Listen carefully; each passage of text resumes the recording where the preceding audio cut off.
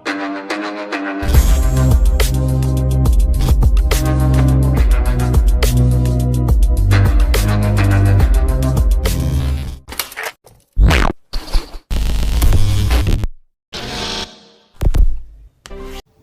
वालेकुम, कैसे हैं आप सब। उम्मीद करता हूँ सब खैर आफियत से होंगे। आज हम स्टार्ट करने वाले हैं एमआरआई लेक्चर सीरीज़।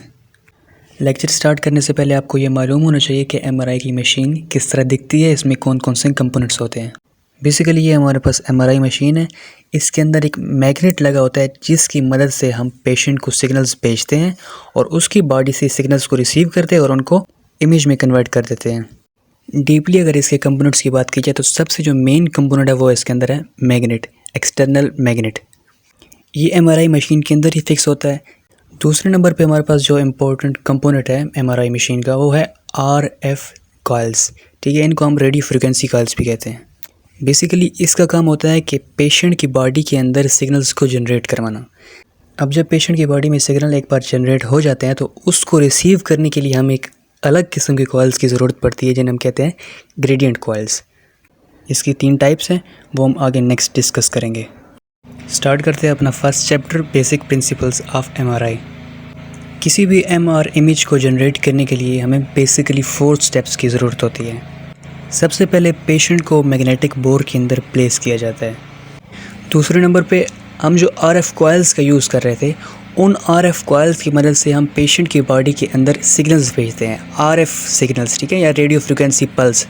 ठीक है, फिर थर्ड नंबर पे है कि उन्हीं सिग्नल्स को पेशेंट की बॉडी से रिसीव करने के लिए हम कॉइल्स का यूज़ करते हैं जिन्हें हम ग्रेडियंट कॉइल्स कहते हैं।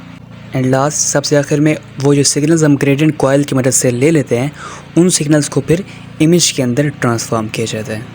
अगर मॉलिक्यूलर लेवल पर बात की जाए तो हमारी बॉडी प्रोटॉन से भरी हुई है। एमआरआई के अंदर भी जो हम इमेजेस लेते हैं वो इन्हीं प्रोटॉन बेस से हम इमेजेस लेते हैं। हम इन प्रोटॉन को एक्साइट करते हैं और इनकी मदद से हमें सिग्नल्स मिलते हैं। हर एटम के न्यूक्लियस के अंदर प्रोटॉन प्रेजेंट होता है जिस पे पॉजिटिव चार्ज होता है। तो हम एमआरआई के अंदर मोस्टली हाइड्रोजन को यूज़ करते हैं क्योंकि इसके अंदर सिर्फ और सिर्फ एक पार्टिकल होता है, यानी कि एक प्रोटॉन प्रेजेंट होता है। क्लिनिकल एमआरआई इमेजेस में मोस्टली सिग्नल्स हम वाटर से ले रहे होते हैं और वाटर हाइड्रोजन से मिलकर बनता है। प्रोटॉन के ऊपर पॉजिटिव चार्ज होता है और ये रोटेटरी मूवमेंट करते हैं जिसे हम स्पिन कहते हैं। स्पिन करने के साथ साथ ये प्रोटॉन करंट को भी जनरेट करते हैं क्योंकि any moving charge generate current, और उस प्रोड्यूस होने वाले करंट के अराउंड मैग्नेटिक फील्ड प्रोड्यूस होती है जिसे हम मैग्नेटिक डाइपोल मोमेंट का नाम भी देते हैं। नॉर्मली हमारी बॉडी में जितने प्रोटॉन होते हैं वो रेंडमली मूव कर रहे होते हैं, लेकिन जब हम एक्सटर्नल मैग्नेटिक फील्ड को अप्लाई करते हैं तो सारे के सारे प्रोटॉन एक डायरेक्शन में अलाइन हो जाते हैं। या तो वो towards the direction of external magnetic field align हो जाते हैं, यानी parallel to the external magnetic field, या एंटी पैरेलल अपोजिट साइड पे वो अलाइन हो जाते हैं। ये प्रोटॉन अपने इर्द गिर्द अराउंड इट्स ओन एक्सिस तो मूव कर रहे होते हैं, रोटेटरी मूवमेंट जिसे हम स्पिन कहते हैं, लेकिन उसके साथ साथ जब हम इसको एक्सटर्नल मैग्नेटिक फील्ड प्रोवाइड करते हैं तो ये स्पिन के साथ साथ प्रिसीजन भी करने लगते हैं। 1 सेकंड में किसी प्रोटॉन की नंबर ऑफ प्रिसीजन को हम कहते हैं प्रिसीजन फ्रीक्वेंसी, और इसको हम हर्ट्ज़ में मेजर करते हैं। ये डायरेक्टली प्रोपोर्शनल है एक्सटर्नल मैग्नेटिक फील्ड के, यानी जितनी एक्सटर्नल मैग्नेटिक फील्ड ज़्यादा होगी, जितनी उसकी पावर ज़्यादा होगी, उतनी ही ये प्रिसीजन ज़्यादा होगी, उतनी तेज़ी से ये प्रोटॉन घूमेंगे। यहाँ पर हम फ़ैन की एग्जांपल लेते हैं कि जितना उसको ज़्यादा वोल्टेज प्रोवाइड करेंगे उतना ही वो फास्टली मूव करेगा। इसी तरह जितनी स्ट्रॉन्ग एक्सटर्नल मैग्नेटिक फील्ड होगी उतनी ही ज़्यादा प्रिसीजन फ्रीक्वेंसी होगी। प्रिसीजन फ्रीक्वेंसी को हम लार्मर इक्वेशन से डिफाइन करते हैं।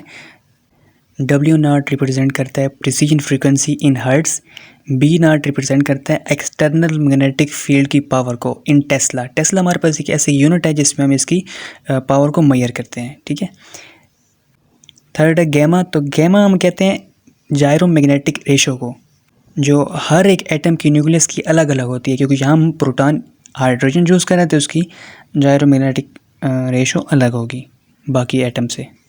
अच्छा, हम यहाँ बात कर रहे हैं हाइड्रोजन एटम की ना।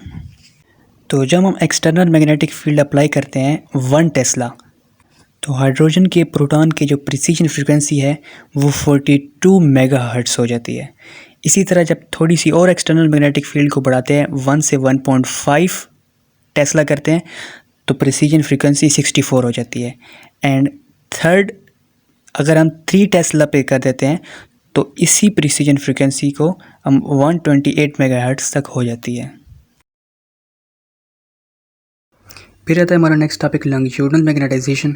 तो सबसे पहले कंसिडर करते हैं कि स्पेस में हमारे पास 3 एक्सिस होते हैं, एक X axis, Y axis and Z axis.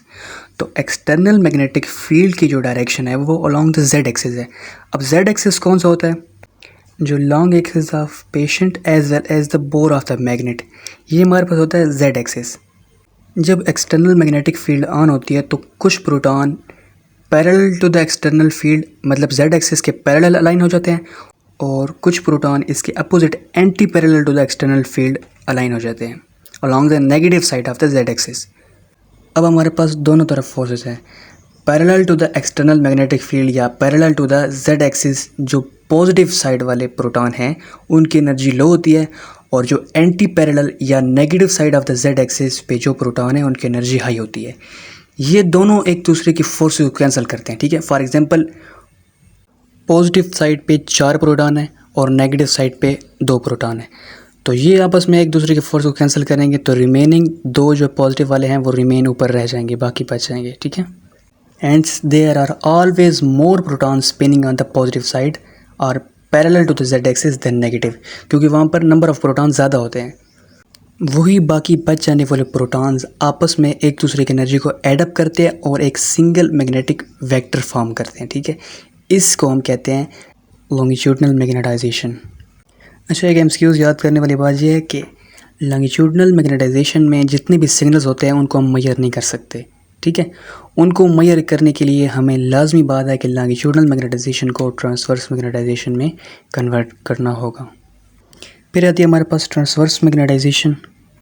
पहले हम डिस्कस कर चुके हैं कि जब हम पेशेंट को एक बोर में प्लेस करते हैं और एक्सटर्नल मैग्नेटिक फील्ड ऑन करते हैं तो लॉन्गिट्यूडनल मैग्नेटाइजेशन हमें गेन हो जाती है। अब लॉन्गिट्यूडनल को ट्रांसवर्स मैग्नेटाइजेशन में ऑन करने के लिए जो सबसे ज़रूरी बात है कि हम आरएफ पल्स देंगे पेशेंट को। आरएफ पल्स किस तरह देते हैं कि इस बोर के अंदर लगे होते हैं आरएफ कॉइल्स, उन आरएफ कॉइल्स की मदद से हम रेडियो फ्रिक्वेंसी भेजते हैं पेशेंट को या आरएफ पल्स भेजते हैं पेशेंट को। ये एक एनर्जी समझ लें, ठीक है।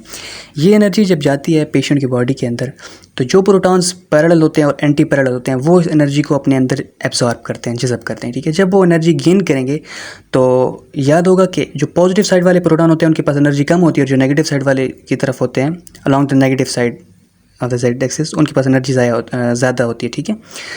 तो जब ये एनर्जी आरएफ पल्स एब्जॉर्ब कर लेते हैं तो सारे के सारे प्रोटॉन क्या करते हैं कि पॉजिटिव साइड से मूव करके नेगेटिव साइड पे आ जाते हैं, टिल्ट करते हैं, ठीक है।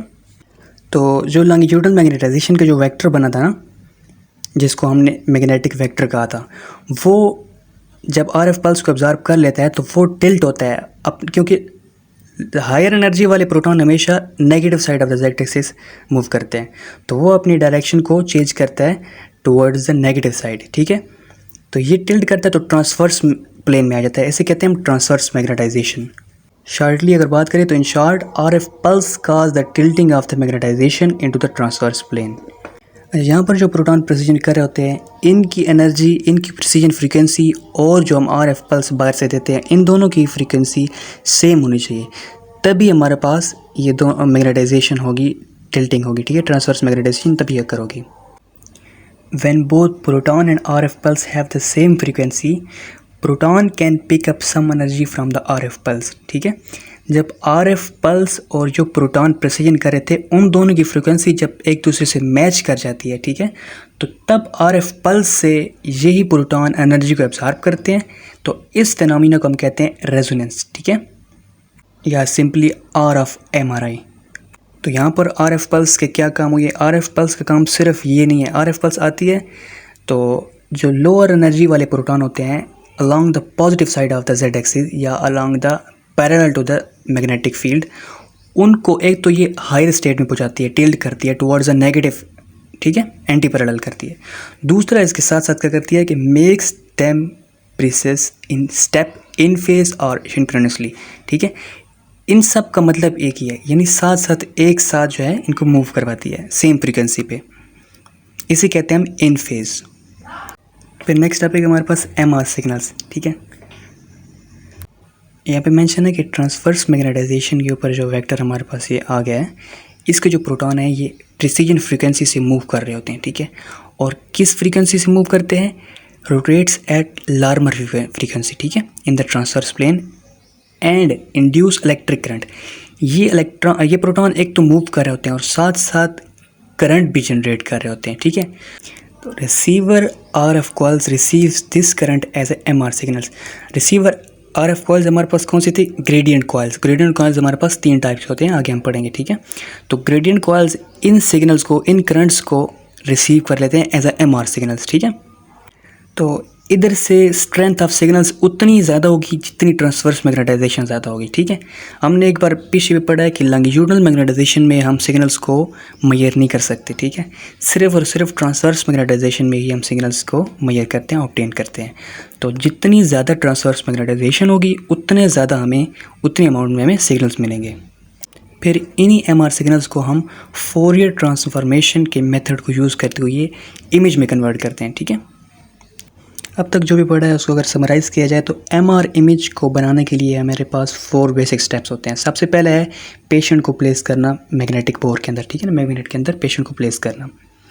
तो जब हम एक्सटर्नल मैग्नेटिक फील्ड ऑन करते हैं तो कुछ प्रोटॉन पैरेलल अलाइन हो जाते हैं towards the external magnetic field और कुछ एंटी पैरेलल, ठीक है। पैरेलल वाले जो होते हैं उनकी एनर्जी लो होती है और जो एंटी पैरेलल अलाइन हो जाते हैं उनकी एनर्जी हमारे पास ज़्यादा होती है, हाई होती है। तो एक दूसरे के फोर्सेस को कैंसिल करते हैं, रिजल्टेंट पॉजिटिव साइड वाले ज़्यादा होते हैं तो वो हमारे पास एक वेक्टर बना लेते हैं, ठीक है, उसे कहते हैं मैग्नेटिक वेक्टर, ठीक है। तो फिर हमारे पास लॉन्गिट्यूडनल मैग्नेटाइजेशन, वो उनकी फोर्सेस ऐड होती हैं तो लॉन्गिट्यूडनल मैग्नेटाइजेशन हमारे पास आ जाती है along the Z axis of the magnetic field. फिर हमारे पास यहाँ पर तो हमें सिग्नल्स नहीं मिलते लॉन्गिट्यूडनल मैग्नेटाइजेशन में, तो उसको हम ट्रांसवर्स मैग्नेटाइजेशन में कन्वर्ट करने के लिए सेकंड स्टेप है कि RF पल्स को सेंड करते हैं। जब हम RF पल्स भेजते हैं तो यही प्रोटॉन जो बॉडी के अंदर प्रेजेंट होते हैं पैरेलल और एंटी पैरेलल, ये दोनों उस एनर्जी को एब्जॉर्ब करते हैं अपने अंदर, और जो लोअर स्टेट में प्रोटॉन प्रेजेंट होते हैं पॉजिटिव साइड या parallel to the external magnetic field, वो चले जाते हैं towards the negative side of the magnetic field, ठीक है, around the negative Z axis.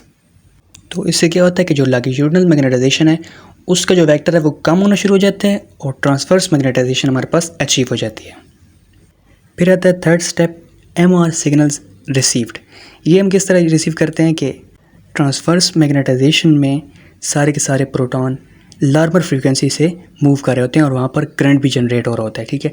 उस करंट को रिसीव करते हैं रिसीवर RF कॉइल्स, ठीक है, उन्हें हम ग्रेडियंट कॉइल्स भी कहते हैं।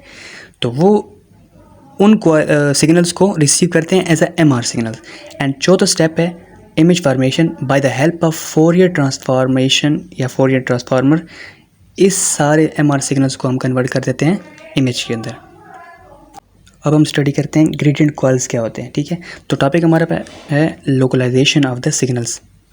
3 एक्सिस में हम ये प्लेन लगाते हैं, X axis, Y axis and Z axis, और ये इनसे क्या पता चलता है? To localize from where in the body signals are coming, किस डायरेक्शन से, किस जगह से सिग्नल्स पेशेंट से आ रहे होते हैं। तो इनका काम यही होता है सिग्नल्स को रिसीव करना और लोकलाइज करना, ठीक है, कि किस जगह से आ रहे हैं। ये 3 तरह के होते हैं और तीनों की स्ट्रेंथ एक दूसरे से वेरी करती हैं, इसीलिए हम इनको ग्रेडियंट्स कॉइल्स कहते हैं, ठीक है, या सिंपली हम ग्रेडियंट्स कहते हैं। ये जब हम पेशेंट की बॉडी के ऊपर लगाते हैं तीनों X, Y और Z एक्सिस पे, ठीक है, तो ये वहाँ पर ग्रेडियंट फील्ड जनरेट करते हैं जिसकी वजह से हमें सिग्नल रिसीव करते हैं। तो 3 तरह के होते हैं, एक को कहते हैं हम स्लाइस सिलेक्शन ग्रेडियंट, इसका दूसरा नाम है Z एक्सिस, ठीक है, Z एक्सिस पे हम लगाते हैं ये। दूसरे नंबर पे आता है फेज इनकोडिंग एक्सिस या फेज इनकोडिंग ग्रेडियंट, इसका नाम है X एक्सिस पे लगाते हैं, ठीक है। तीसरे नंबर पे आता है फ्रीक्वेंसी इनकोडिंग या रीड आउट ग्रेडियंट, ये भी हमसे यूज आता है कभी कभी कि रीड आउट वाला कौन सा है, फ्रीक्वेंसी इनकोडेड है, और ये हमारे पास Y एक्सिस पे लगा होता है। ये जो Z एक्सिस पे लगाया जाता है slice selection gradient, it determine the slice position, कि किस जगह स्लाइस हमें ऑब्टेन हो रहा होता है, ठीक है। Slice thickness is determined by the band width of RF pulse. RF pulse का बैंड विड्थ का मतलब है कि डिफरेंट एनर्जीज होती हैं, ठीक है, हायर एनर्जी की अलग होती हैं फ्रीक्वेंसीज होती हैं, लोअर एनर्जी अलग होती हैं, ठीक है। तो band width is the range of frequencies, wider the band width thicker is the slice.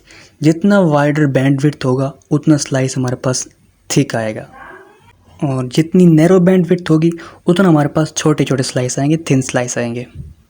दूसरे नंबर पे हमारे पास आता है फेज एनकोडिंग, जो एक्स एक्सिस पे लगाते हैं, और फ्रीक्वेंसी एनकोडिंग वाई एक्सिस पे लगाते हैं। इनका काम क्या है कि use to localize the point in the slice from where the signal is coming, कि जितने भी पेशेंट की बॉडी से स्लाइस ले रहे होते हैं, इनका काम ये होता है कि ये फाइंड आउट करते हैं कि किधर से सिग्नल्स आ रहे हैं, ठीक है, उस पोजीशन को, उस पॉइंट को लोकलाइज करते हैं।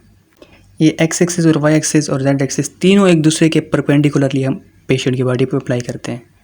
यानी फेज एनकोडिंग वाला perpendicular to the frequency encoding gradient, और ये दोनों gradient perpendicular to the slice selection gradient, एक दूसरे से परपेंडिकुलर होते हैं। स्लाइस सिलेक्शन ग्रेडियंट जो है ये हम तब ऑन करते हैं जब हम RF पल्स दे रहे होते हैं, ठीक है, दोनों एट द सेम टाइम हमारे पास ये ऑन होते हैं, ठीक है। उसके फ़ौरन बाद हम फेज एनकोडिंग ग्रेडियंट को ऑन कर देते हैं, जो हम एक्स एक्सिस पे लगाते हैं, ठीक है, और उसके थोड़ी देर बाद हम फ्रीक्वेंसी इनकोडिंग वाले, जिसको हम रीड आउट ग्रेडियंट भी कहते हैं, इसको मान कर देते हैं सबसे आखिर पे। लास्ट पे एक पॉइंट लिखा हुआ है कि बाकी जितनी भी सब्सटेंस है वो भी MR इमेजिंग के अंदर हम यूज़ कर सकते हैं, ठीक है। जिस तरह हम हाइड्रोजन करते हैं ना, इसी तरह बाकी सब्सटेंस भी कर सकते हैं, लेकिन उनके अंदर शर्त क्या है कि उस एलिमेंट के अंदर, उस एटम के जो न्यूक्लियस हैं उसके अंदर प्रोटॉन्स की तादाद 8 होनी चाहिए, ठीक है, और वो स्पिन कर सकते हो। तो इसी तरह थ्योरेटिकली हम 13 carbon, 19 fluoride, 23 sodium and 31 potassium, इन चारों सब्सटेंस को भी थ्योरेटिकली हम MR इमेजिंग के अंदर यूज़ कर सकते हैं। लेकिन प्रैक्टिकली हम हाइड्रोजन को यूज़ करते हैं, क्योंकि उसके अंदर एक प्रोटॉन प्रेजेंट होता है और वो स्पिन भी कर सकता है, ठीक है। और चूँकि बॉडी के अंदर हम ज़्यादा अबंडेंट मिकदार में वाटर प्रेजेंट है और वाटर के अंदर हाइड्रोजन होता है, तो हम ज़्यादातर इसी को यूज़ करते हैं। अगर अच्छी लगी हो तो लाइक करें, कमेंट करें, शेयर करें, और चैनल को सब्सक्राइब करना मत भूलें। Stay tuned with us.